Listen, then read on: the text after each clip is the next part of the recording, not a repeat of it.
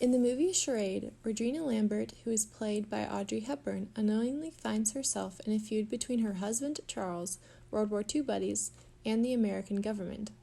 During World War II, Charles and his friends stole $250,000 from the American government.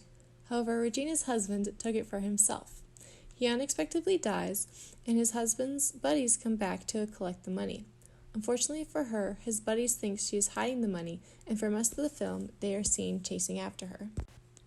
In the beginning of the film, Regina is on a ski trip, and she tells her friend that she is going to divorce her husband Charles because she does not love him. On this trip, she seemingly falls in love with a stranger named Peter. However, he is actually named Brian Cruikshank and works for the American Embassy. Her supposed love for Peter, played by Cary Grant, is an immediate and impulsive desire, which in Freudian analysis is her id. Her ego is seen throughout the movie because she is in constant opposition with herself on whether she can trust Peter or not. However, no matter how many times Peter lies to Regina, she always goes back to him. In the movie, Peter says, "Now listen, I could already be arrested for transporting a minor above the first floor.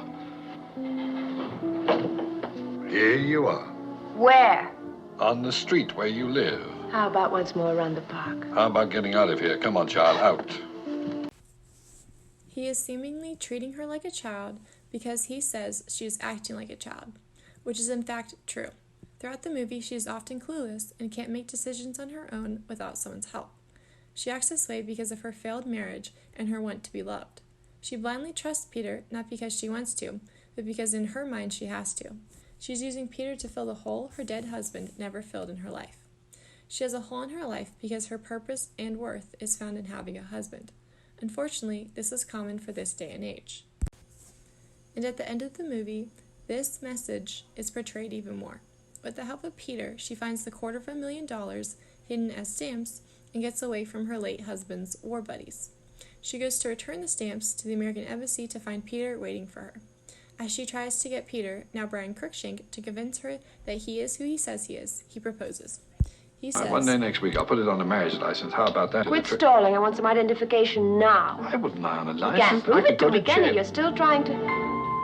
Marriage license? Did you say marriage license? Now, don't change the subject. Just give me the stamp. As you can see, everything turns out for Regina, not because the stamps were returned or Brian is who he says he is, but because she will have a husband who loves her to fill the empty hole in her life. Well, before we start that, man.